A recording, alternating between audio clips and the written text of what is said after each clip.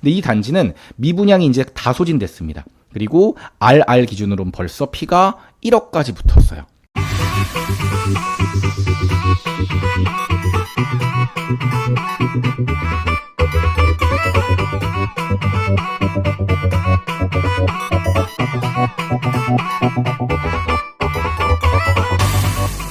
안녕하세요. 대한민국 1호 초이스 헬퍼이자 부동산 가치평가사 시크릿브라더입니다. 오늘은 지난 영상에 이어서 미분양 아파트에 대해서 조금 더 자세히 알아볼까 합니다. 지난 영상에서 미분양은 왜 생기는지, 그리고 미분양이 났을 때 시장 분위기는 어떻고 매매 가격에 어떤 영향을 주는지에 대해서 알아봤습니다. 그런데 정작 우리가 궁금한 건 이거겠죠? 그래서 어떤 미분양을 사야 돈을 버는데, 그리고 그 미분양 어떻게 찾는데 그거나 빨리 알려줘, 이렇게 생각하시는 분들이 많을까봐 오늘 영상을 준비했습니다. 어떤 미분양이 돈이 될까요? 제가 지난 영상에서 미분양이 생기는 이유에 대해서 말씀을 드렸죠. 미분양이 생기는 이유는 가격이 비싸거나 해당 지역이 하락 사이클이거나 입지가 좋지 않거나 이런 이유들이 있으면 미분양이 생긴다라고 말씀드렸습니다. 미분의 반대가 적분이듯이 미분양 또한 미분양이 나는 상황과 반대로 하면 돈을 벌 수가 있는 거죠. 지금은 사람들이 거들떠보지 않지만 향후에는 사람들이 관심을 가질 만한 물건을 노리면 됩니다. 자, 첫 번째입니다. 가격 메리트가 있는 물건입니다. 물론 입지가 조금 떨어지더라도 가격 메리트가 있으면 나중에 이 미분양 단지가 효자가 될 수 있습니다. 사진에 보시는 단지는 4억 700만 원에 분양한 단지예요. 중소도시 중에서도 가장 큰 규모를 자랑하고 일자리도 탄탄한 지역이거든요. 그런데 여기서 미분양이 났습니다. 이 지역은 입주가 아주 많은 지역이고 이 단지는 그 지역 내에서 선호되는 입지는 아닙니다. 때문에 4억이라는 저렴한 분양가에도 미분양이 난 거죠. 그런데 지금 화면에 보시는 이 안동이라고 아시나요? 위파크 안동 호반이라는 단지가 있어요. 이 단지는 4억 5천만 원에 분양을 했는데 완판을 시켰습니다. 제가 아까 위에서 보여드렸던 단지보다 입지 가치가 훨씬 떨어지는 안동에 있는 신규 분양 단지가 4억 5천만 원에 완판을 시킨 겁니다.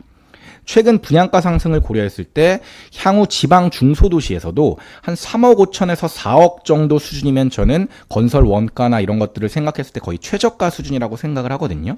물론 이게 지역 체급과 입지 가치 같은 것들을 반영하면 조금씩 차이가 있긴 하겠지만 어쨌든 요즘에는 4억 이하로 분양하기가 되게 어려워졌습니다. 그만큼 재료비, 건설 원가 이런 것들이 많이 올라갔어요.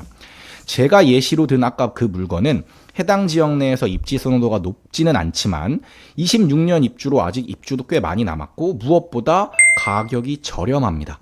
이런 단지들을 잘 고른다면 향후 미분양을 사서 재미가 볼 수 있는 거죠. 입지가 조금 떨어지더라도 가격이 저렴한 아이를 골라야 된다. 자, 두 번째입니다. 가격이 조금 비싸더라도 입지가 좋은 물건을 내가 감당할 수 있다면 이런 물건들이 나중에 돈이 됩니다. 예시로 보여드릴 단지는 대구에 있는 범어자이라는 단지입니다. 이 단지는 실제 제가 매수 직전까지 갔다가 매수하지 않은 단지인데요. 분양가가 거의 9억 5천 수준이었습니다. 그런데 미분양이 났죠. 입지는 좋지만 가격이 비싸서 미분양이 난 단지입니다.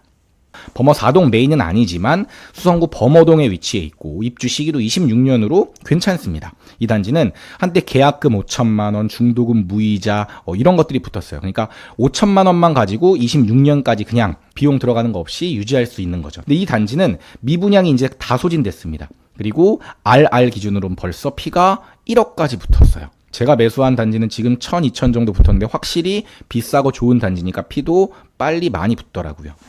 23년 대구 분양권을 매수할 때 한 1, 2순위 안에 있었던 물건인데 제가 매수하지 않은 이유는 가격이 부담됐기 때문입니다.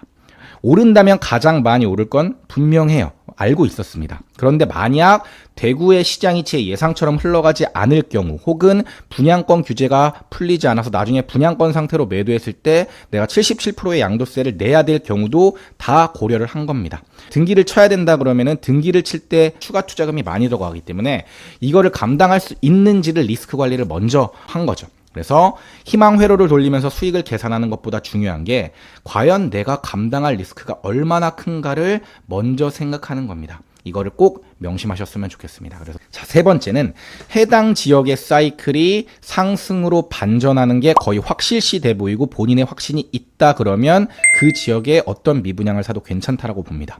사실 시장이 반등하면 그 지역의 모든 아파트가 다 오르거든요. 특히 신축은 더 많이 오르죠. 미분양 아파트도 마찬가지입니다. 미분양도 어쨌든 신축이기 때문에 시장이 상승 전환을 하게 되면 대부분의 단지가 상승을 합니다. 미운 오리 새끼에서 백조로 변신을 하는 것이죠. 지금 사진에서 보시는 예시는 부산광역시 사상구 모라동에 있는 사상구남역 동원 로얄 듀크라는 단지입니다. 이런 단지도 부산의 상승장에서 60%가 넘게 올랐습니다. 부산에서 입지 가치가 떨어지는 곳이거든요. 그런데도 2억을 넘게 번 거죠. 이처럼 입지가 떨어지고 가격이 다소 비싸더라도 그 지역 자체가 강한 상승장을 맞이하게 되면 미분양난 단지도 상승을 하게 됩니다. 해당 지역이 언제 상승 전환할지를 예측해서 미분양 주택을 미리 매수하는 게 실력이 되는 겁니다. 그럼 이 돈 되는 미분양을 어떻게 찾는지까지 제가 알려드리겠습니다. 총 5개의 방법을 알려드릴 텐데요. 첫 번째는 부동산 지인에서 지인 빅데이터 미분양으로 들어가면 해당 지역의 미분양 단지가 어디인지 총 세대수는 얼마고 입주 시기는 언젠지까지 자세히 알려줍니다. 부동산 지인에서 미분양을 보는 건 가독성이 아주 좋고 검색이 쉽다라는 장점이 있거든요. 다만 이게 지도 베이스가 아니다 보니까 일일이 위치를 확인해야 하는 번거로움이 있다는 건 조금의 단점일 수가 있습니다.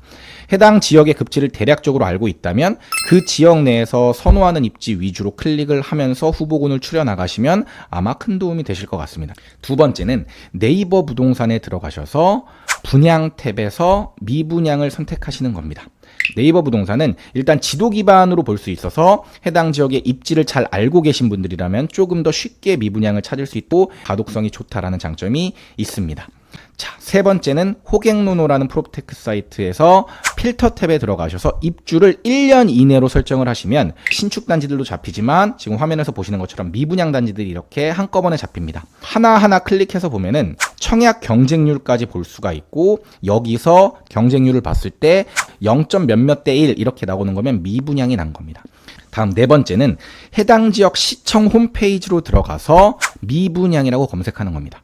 지금 화면에 보시는 홈페이지는 천안시의 홈페이지고 천안시의 그냥 통합 검색창에 미분양이라고 치면은 여기 시정 소식에서 관내 미분양 현황이 나옵니다. 그래서 여기를 클릭하시면은 엑셀 파일이 나오거든요. 이걸 다운받아서 보시면 됩니다. 천안시청 같은 경우는 분양사무실 번호까지 그래서 관심 있는 미분양 물건이 있다면 이 분양사무실로 전화해서 물건이 남았는지 확인하고 바로 분양사무실 가가지고 계약서 쓰고 바로 거래를 할 수가 있게 해놓은 겁니다. 다섯 번째는 그냥 네이버에 검색을 하는 겁니다. 땡땡 미분양으로 검색을 하는 거죠. 여기서 땡땡은 지역 이름이 들어갑니다. 천안 미분양, 대구 미분양, 부산 미분양 이런 식으로 네이버에 검색을 하시면 쭉 미분양이 이렇게 뜹니다. 근데 여기서도 중요한 게 뭐냐면 이런 식으로 이제 홈페이지가 뜹니다.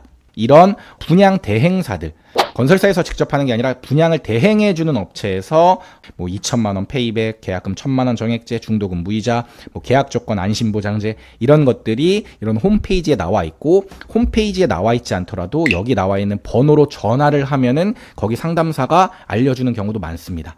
특히 이제 MGN 같이 페이백 같은 경우는 홈페이지에 막 잘 안 적어 놓고 지금 사실 몇 개 안 남았는데 이 물건 지금 매수하시면은 2천만 원 정도 저희가 페이백 해드리는 거예요. 뭐 이런 식으로 이제 설명을 해줍니다. 그래서 최대한 많은 혜택이 있는 단지를 고르는 게 유리하겠죠. 미분양난 주택을 매수할 계획을 갖고 계시다면 얼마나 많은 조건들이 해당하는지를 확인하시고 매수를 하셨으면 좋겠습니다. 첫 번째, 해당 지역의 사이클이 상승으로 전환할 수 있는 상황인지를 먼저 보셔야 됩니다. 두 번째, 입지가 조금 떨어지더라도 분양가가 저렴한 단지인지를 봐야 됩니다. 세 번째, 가격은 조금 비싸긴 하지만 입지가 월등하게 좋은지를 확인해 봐야 됩니다. 그리고 네 번째, 혜택이 많은지를 확인해 봐야 되죠. 이런 조건들을 하나씩 확인해 보면서 미분양난 주택들을 매수하신다면 성공 확률이 그만큼 높아지겠죠. 지난 영상에 이어서 이번 영상까지 미분양 주택에 대해서 제가 완벽하게 좀 정리를 해봤습니다. 저번 영상과 이번 영상이 만약에 도움 되셨다면 구독과 좋아요, 알림 설정까지 부탁드리겠습니다. 오늘도 좋은 선택하는 하루 되시고요. Make a good choice, 시크릿 브라더였습니다. 감사합니다. 시크릿 브라더 채널을 구독, 좋아요 알림 설정 부탁드려요.